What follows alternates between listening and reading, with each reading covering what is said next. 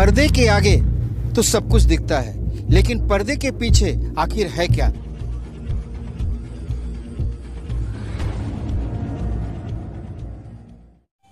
नमस्कार, आप देख रहे हैं डिजिटल खबरीलाल का खास कार्यक्रम पर्दे के पीछे। आरजी कर रेप एंड मर्डर 8-9 अगस्त की रात को हुई थी। आज 21-22 दिन हो गए। वी वांट जस्टिस की मांग सड़क से उठी थी। आज मृतका का परिवार भी अब चिंतित है कि जस्टिस में देरी क्यों हो रही है। मृतका की मां तो यहां तक कह रही है कि एक गिरफ्तारी के बाद गिरफ्तारी की संख्या बढ़ नहीं रही है और उन्हें तत्काल न्याय की उम्मीद से वो थोड़ा निराश और टूटी हुई सी नजर आ रही है। सवाल यह है कि अगर यदि हम न्याय की बात करें तो अभी तो न्याय की प्रक्रिया शुरू ही नहीं हुई है। ऐसे में इतनी जल्द न्याय की उम्मीद करना बेमानी है। थोड़ा हम पीछे चलते हैं। 8 और 9 अगस्त की जो रात जो घटना घटी, उस घटना के बाद स्वतः स्फूर्त लोग सड़कों पे उतर आए थे। सड़कों पे उतरे हुए लोगों में जहां स्कूल से लेकर यूनिवर्सिटी तक की छात्राएं थी, वहीं घरेलू महिलाओं से लेकर कामकाजी महिलाएं तक थी।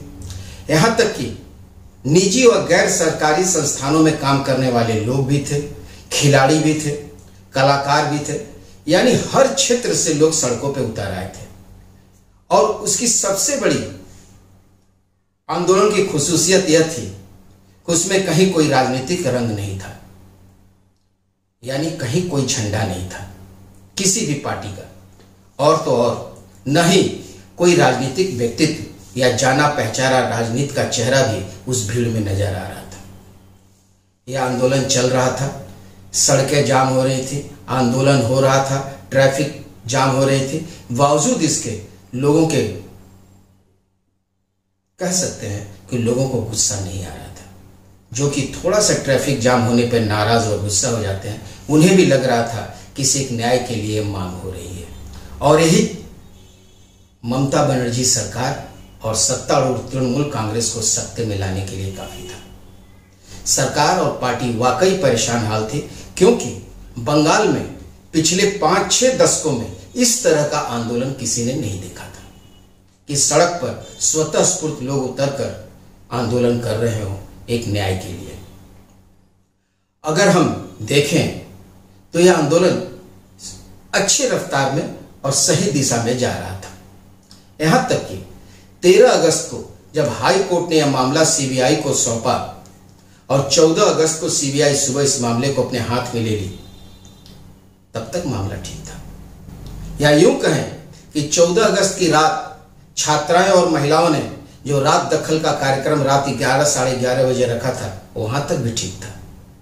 या यूं कहें कि 14-15 अगस्त की रात 12 बजे के बाद जो हजारों की भीड़ आरजी कर में प्रवेश कर गई और जो कुछ भी वहां तांडव किया, उस दरमियान भी किसी के हाथ में कोई राजनीतिक झंडा नहीं था।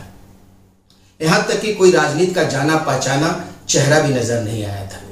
यहां तक ठीक था, लेकिन उसके बाद जो कुछ हुआ वह ठीक नहीं हुआ। इस दरमियान ममता बनर्जी भी वी वांट जस्टिस का नारा देते हुए सड़कों पर उतरी। यह बिल्कुल एक आम न्याय की बात हो रही थी। लेकिन पिछले लोकसभा चुनाव में पराजय के बाद भारतीय जनता पार्टी शांत बैठी हुई थी। उसे लगा कि बैठे बिठाए उसे मुद्दा मिल गया है, और ज्यों ही भारतीय जनता पार्टी इसमें एंट्री करती है, आम लोगों की भी इसमें से रुचि या भागीदारी कम होना शुरू होती है। अब आप यूं देखें कि जो कुछ भी 27 अगस्त को नवान्नों के नाम पे हुआ, उसमें छात्राओं और महिलाओं की संख्या बहुत कम थी, और कहीं कहीं तो उसमें बीजेपी के नेता भी देखे गए। बाद में यह भी देखा गया कि जब गिरफ्तारियां हुई तो प्रदेश बीजेपी अध्यक्ष और केंद्रीय मंत्री सुकांतो मजूमदार के नेतृत्व में पुलिस मुख्यालय लाल बाजार के सामने भी प्रदर्शन हुआ। वहां भी बीजेपी के नेता मौजूद थे। बाद में बीजेपी के नेता झंडा लेके मैदान में उतर गए, और झंडा लेके उतरने के बाद इस पूरे मामले का राजनीतिकरण हो गया। और राजनीतिकरण होने के बाद स्थिति अब यह हो गई है कि जो पहले इस चीज को हम समझते हैं, ममता बनर्जी इंडिया गठबंधन में होते हुए भी चुनाव साथ नहीं लड़ी थी, लेकिन हैं इंडिया गठबंधन में।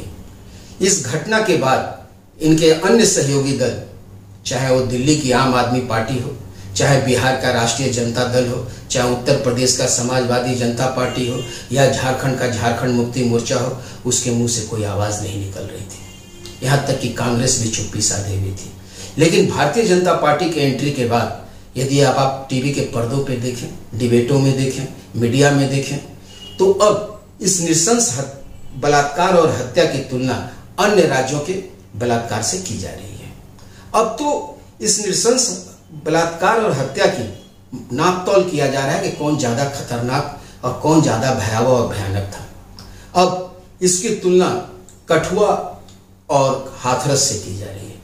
यह सच है, वहाँ भी नृशंस हत्याएं, बलात्कार हुआ था और हत्या हुई थी, लेकिन किसी घटना का किसी घटना से तुलना करके और उसका राजनीतिकरण करके इस मृतका के परिवार को न्याय मिलने की उम्मीद धूमिल होती नजर आ रही है।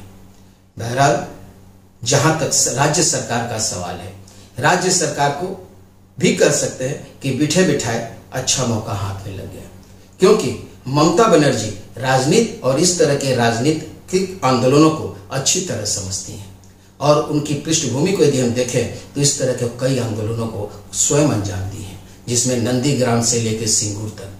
तो राजनीतिक लड़ाई की जहां तक सवाल है, तो राजनीतिक लड़ाई में ममता बनर्जी बंगाल के मुख्य विपक्षी दल भारतीय जनता पार्टी पर निश्चित हावी थी, हावी हैं और हावी रहेंगी। लेकिन सवाल यहाँ राजनीति की नहीं है, सवाल है यहाँ उस मृतका के प्रति मिलने वाले न्याय की।